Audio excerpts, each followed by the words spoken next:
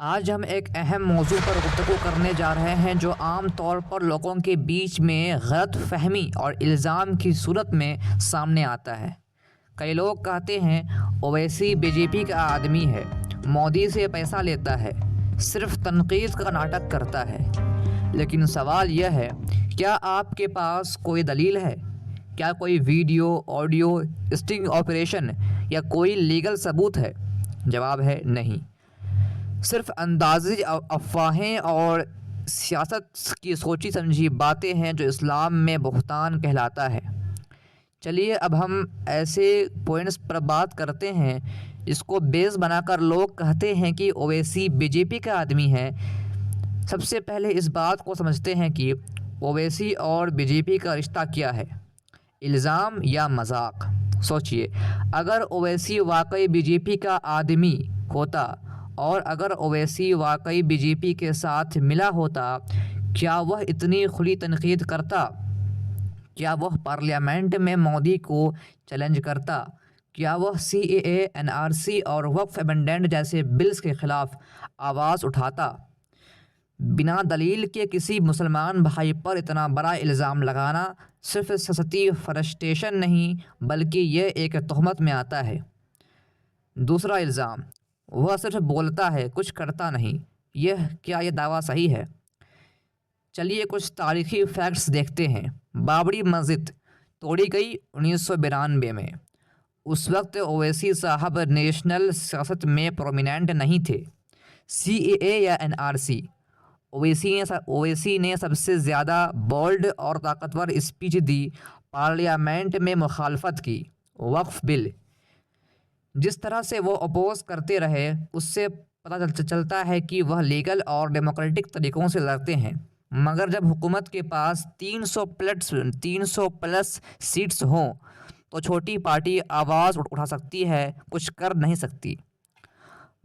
تیسرا الزام، مودی کو دھمکی دیتا ہے مگر مودی کچھ نہیں کرتا۔ کیا یہ سیٹنگ کا ثبوت ہے؟ کئی لوگ کہتے ہیں اگر مودی اپنے سپریم کورٹ کے لائر کو ڈانٹ دیتا ہے تو اویسی کو چھوڑ کیوں دیتا ہے؟ جواب ہے سیاسی اسٹریٹجی۔ بی جے پی اویسی کو جیل میں نہیں ڈالتی کیونکہ ان کا فائدہ یہ ہے کہ اویسی مسلم ووٹس کو ڈیوائیڈ کر دیتا ہے، مگر اس کا مطلب سیٹنگ نہیں، یہ سیاست ہے۔ اویسی ایک ٹرینڈ لائر ہے اور وہ ایک بیرسٹر ہے جس نے لندن سے لاء کی پڑھائی کی ہے، اور وہ اپنے الفاظ کا انتخاب ایسے کرتے ہیں کہ وہ قانون کے دائرے میں رہتے ہیں، اس لیے ان کے خلاف کوئی ہیٹ اسپیچ کا مکمل کیس اب تک نہیں بنا۔ چوتھی بات، تہمت کا اثر دنیا اور آخرت دونوں میں۔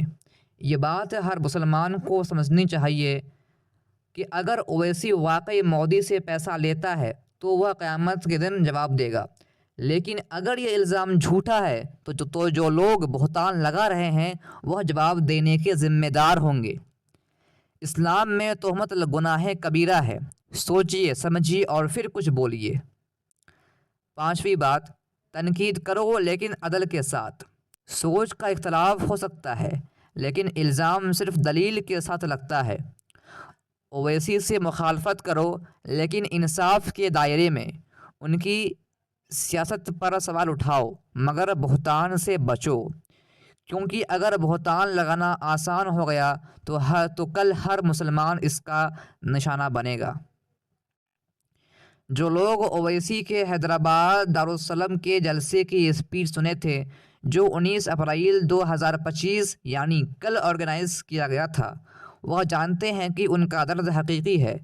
ان کا انداز شاید آپ کو پسند نہ آئے مگر ان کی نیت کے خلاف بولنا بنا ثبوت کے ظلم ہے۔